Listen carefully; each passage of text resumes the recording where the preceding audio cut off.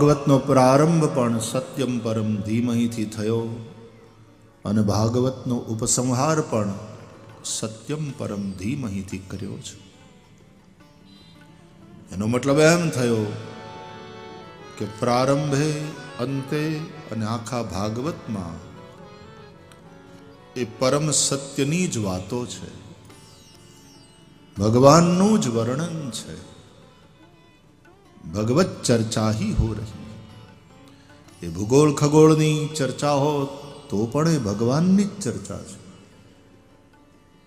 क्योंकि भगवान सर्वकाल स्वरूप है, भगवान सर्वदेश स्वरूप है.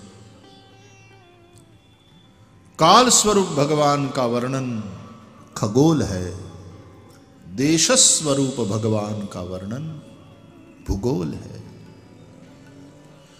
टूकामा भगवान सिवाय बीजी कोई बात भागवत में नहीं. आम मंगलाचरण करी अने पछी व्यास महाराज आपने नैमिषारण्य में लई जाए छे. गई काले आपने चर्चा करी एम नैमिषारण्य में शौनकादि ऋषिओनु 1000 वर्षनु सत्र चाले छे.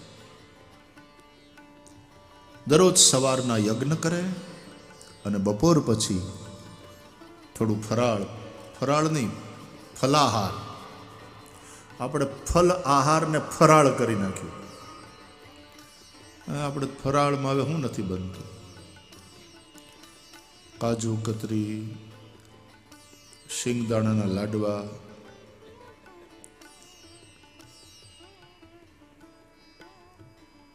સાબુદાણાની ખીર, સાબુદાણાની ખીચડી, સાબુદાણાના વડા. સાબુદાણાને કેટલા કામે લગાડ્યા, ધંધે લગાડ્યા.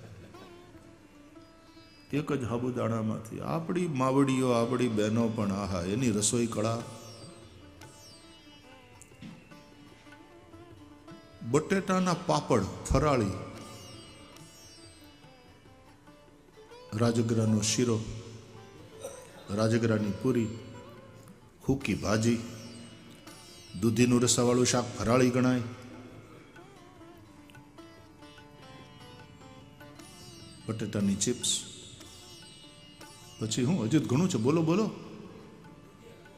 હે? હા, દૂધીનો હલવો લે. હા બરાબર, દૂધીનો હલવો. આપણી 11 થી તો દિવાળી બીવે એવી જબરી એકાદશી હોય વૈષ્ણવ. તો આ ઋષિઓ 1000 વર્ષનો યજ્ઞ કરીને બેઠા છે. એમાં દરરોજ સવારના યજ્ઞ થાય, પછી બપોરના કંદમૂલ ફલ આહાર કરીને પછી સુતજીના મુખે ભગવાનની કથા સાંભળે. પ્રશ્નથી પ્રારંભ થાય છે. 6 પ્રશ્ન કર્યા પ્રારંભમાં. પૂછતા નર પંડિત, પૂછોગે તો બૂझोगे. પ્રશ્ન જ નહીં કરો તો હું કેવી રીતે જાણશો? 6 ગુણવાળા ભગવાન છે એને જાણવા માટે 6 પ્રશ્ન કર્યા ભાગવતમાં. પહેલો પ્રશ્ન, મહારાજ બધાય શાસ્ત્રોનો સાર શું છે?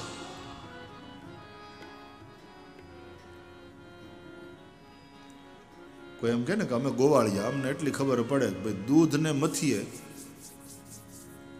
તો જે ક્રીમ નીકળે અને એને પાછા તપાવીએ,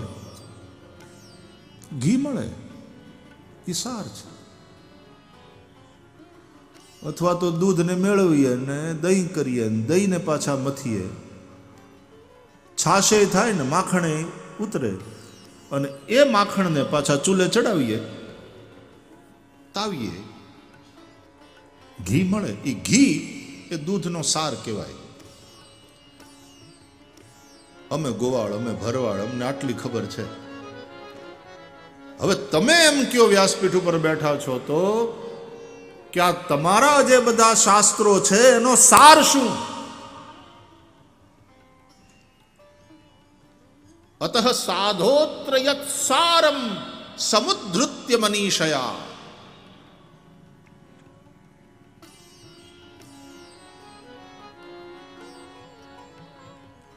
સાર શું તે અમને બતાવો, એ અમને કહો.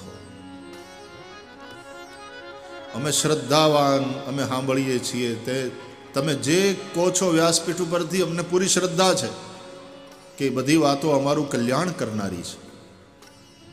બ્રૂહિનઃ તત્શ્રદ્ધાનાનામ યેનાત્મા સંપ્રસીદતિ. જેનાથી માયલો પ્રસન્ન થાય. આવી કલ્યાણની વાતો અમને સંભળાવો. બીજો પ્રશ્ન, શ્રેય શું છે? શ્રેય, કલ્યાણ.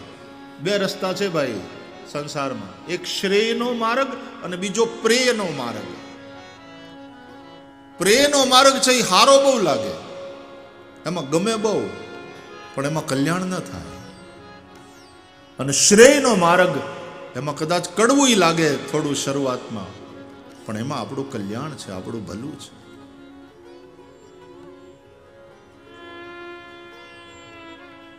આ શ્રેયનો માર્ગ કયો? કલ્યાણ કોને કહેવાય? શ્રેય શું છે?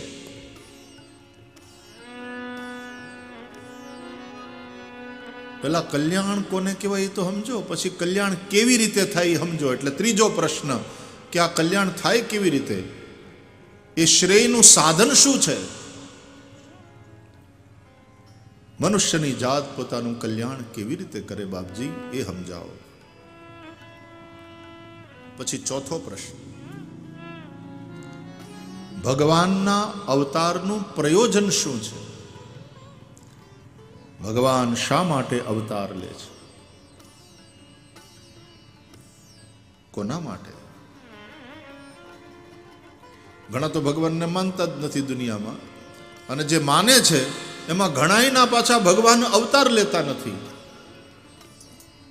પણ આપણામાં તો રામાયણમાં, ભાગવતમાં, ગીતામાં, આપણા હિન્દુ ધર્મમાં ભગવાન છે ને પાછા અવતરે છે. સંભવામી યુગે યુગે. જબ જબ હો હી ધર્મ કે હાનિ, બાઢહી અસુર અધમ અભિમાની.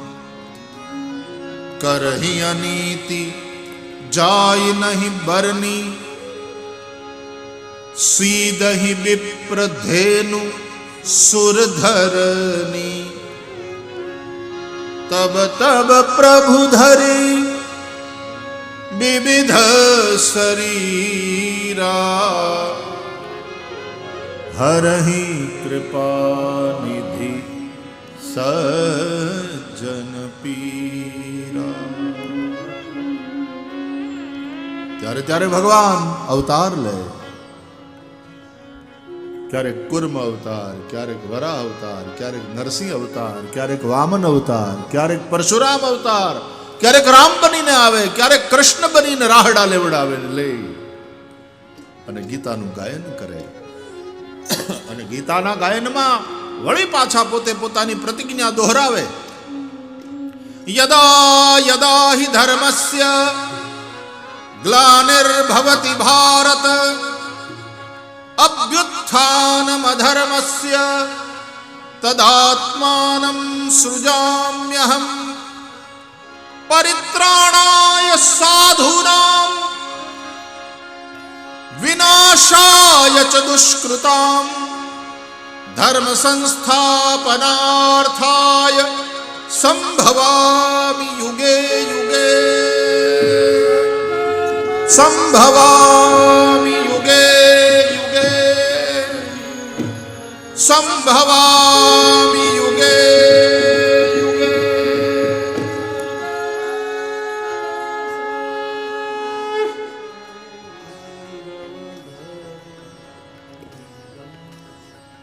તો ભગવાનના એ અવતાર લેવાનું પ્રયોજન શું છે? શા માટે ભગવાન અવતરે છે? કેટલા પ્રશ્ન થયા? 4. હવે 5મો. અવતાર લઈને હું કરે છે? બોલ્યા ઈ પાળી બતાવે છે? હા. કેવી રીતે? જે અવતાર લઈને જે કામ કર્યા હોય એની યાદી લાવો.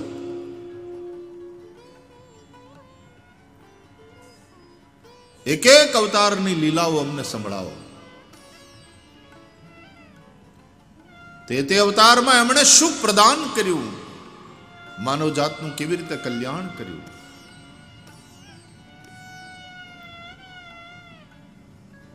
માણા કઈ એમને મત આપે છે? ઉઘરાણી કરે. બોલ્યા હતા ને વચન આપ્યા હતા એ કરી દેખાડ્યું કે નહીં? બાકી નહીં તો વાલા મતદારો, ભાઈઓ અને બહેનો, ગયા વર્ષે તમે અમને મત આપ્યા, તેથી કરીને અમે ઘરે ઘરે નળ પહોંચાડ્યા. આ વખતે મત આપશો તો એમાં પાણી આવશે.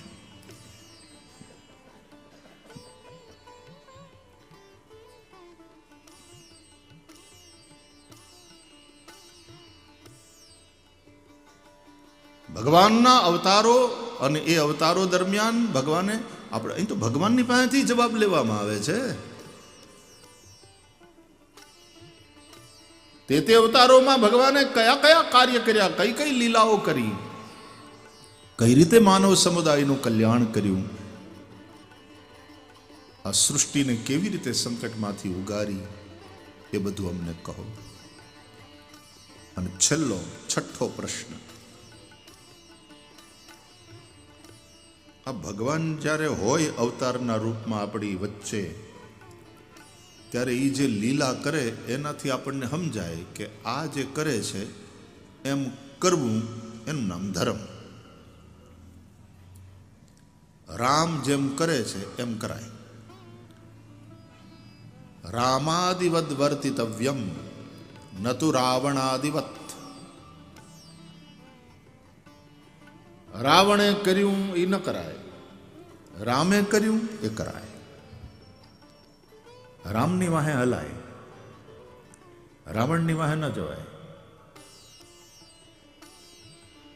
પણ હવે આવો કોઈ અવતાર જ આપણી સામે ન હોય, ત્યારે પછી ધર્મનો નિર્ણય કેવી રીતે થાય? સાચો ધર્મથી કેવી રીતે સમજાય? ભાગવતમાં પ્રશ્ન મુકાયો કે કૃષ્ણ પરમાત્મા સ્વધામ ગયા એ પછી ધર્મ કમ શરણમ ગતઃ.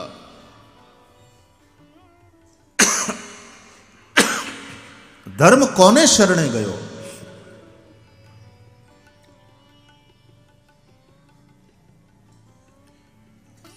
ધર્મ ખાલી પોથીઓના અંદર લખાયેલો નથી રહેતો.